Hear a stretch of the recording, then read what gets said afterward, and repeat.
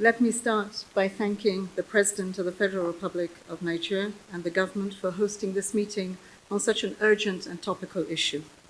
I also thank the National Security Advisor, Malam Nuhu Rubadu, for his leadership and welcome my UN colleagues led by USG Voronkov, Head of the Office of Counter-Terrorism, including our colleagues from UNODC, UNDP, and IOM, who have supported today's meeting. Excellencies, terrorism continues to pose a significant threat to global peace, stability, and sustainable development. Globally, multiple intersectional crises and deficiencies in development, evidenced by only 15% of the achievement of the Sustainable Development Goals, have led to an increase in terrorist attacks.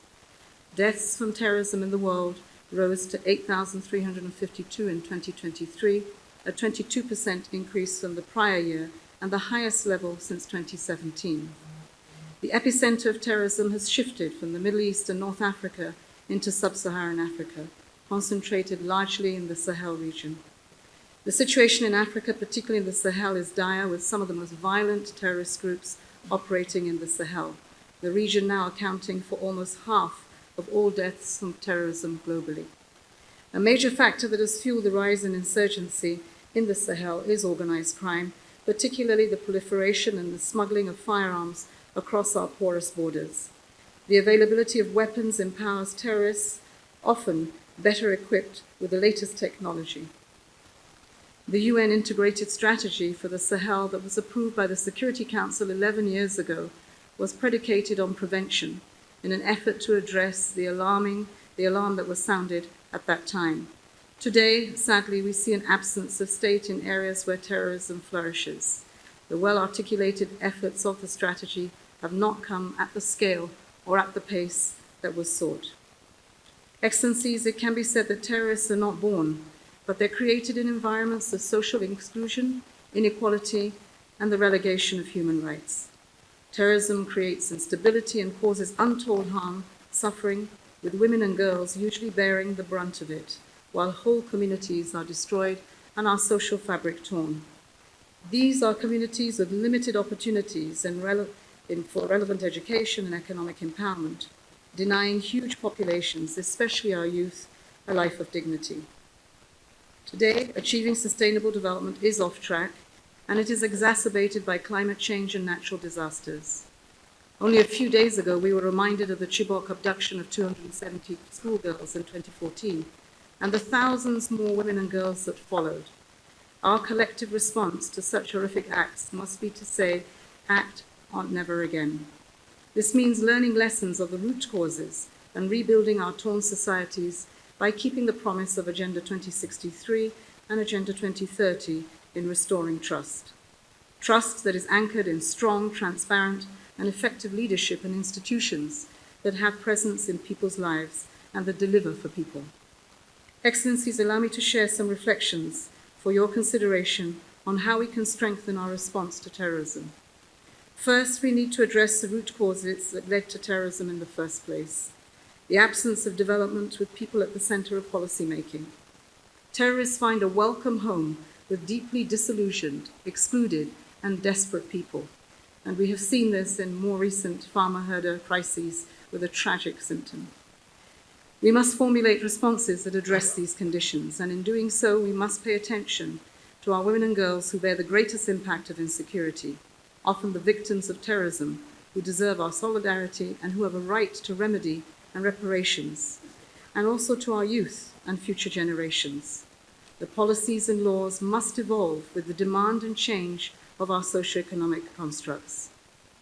With our young people becoming the largest cohort of global demography, we must invest in their capabilities and their aspirations.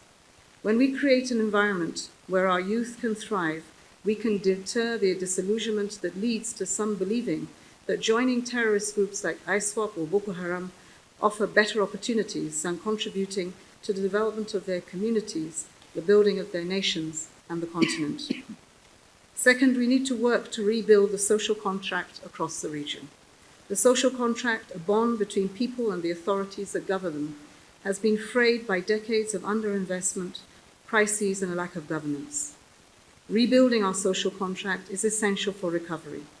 It means building strong democratic institutions, and promoting people-centered governance, all grounded in human rights and guaranteed access to basic services and inclusive development for all people, no matter who they are or where they are. This situation also means ensuring strong regional integration with strengthened and resourced institutions. Our leaders must ensure that the institutions of the African Union and ECOWAS, who are responsible to drive integration, have the capacity and the resources to do so if we are to achieve their mandates. The countries of the region are strongest when they stand together in solidarity. We need to increase information sharing and collaboration among governments and security sectors across our borders and through the international community. They deliver better for their citizens when they are pooled resources. This is vital and critical to rebuilding our defenses against terrorism. In the effort to rebuild our social fabric, an issue which is often overlooked is the pain and suffering of victims and what they undergo during and after the carnage. Providing mental health and psychosocial support to victims and survivors is essential to heal and overcome the trauma and pain and suffering. I recall the harrowing tale, tragically, of the woman fleeing from a Boko Haram attack with her baby. In her desperation, she made a choice that no woman should ever have to make. She throws her baby into the river, hoping against hope that someone, somewhere, will offer refuge and safety for her innocent child. These are scars that are not easily healed. Therefore, in our efforts to provide this support, we must involve our communities, our religious leaders, our traditional leaders, who play a vital role in creating safe spaces and fostering recovery. Nigeria has some of the most innovative spaces and initiatives, and some of these have been used in Iraq. Excellencies, let me conclude with a final thought. At the margins of this year's General Assembly, we will hold the Summit of the Future.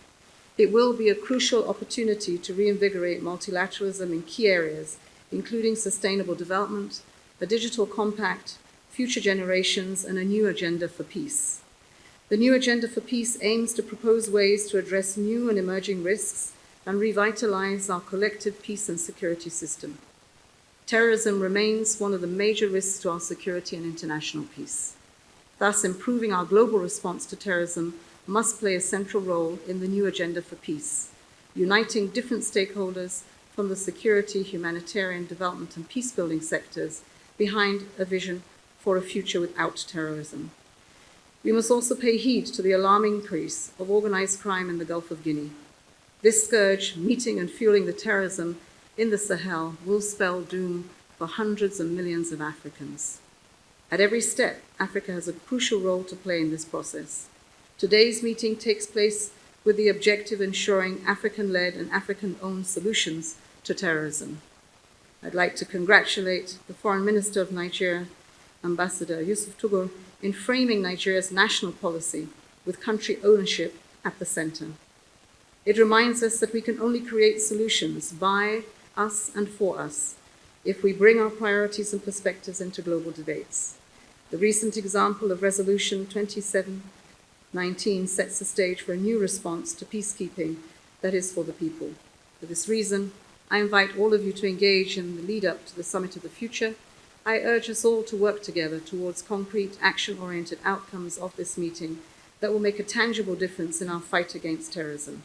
Together, I believe that we can build a safer and a more secure future for all Africans of the world, and I thank once again the President of Nigeria for setting the scene and the direction. Thank you.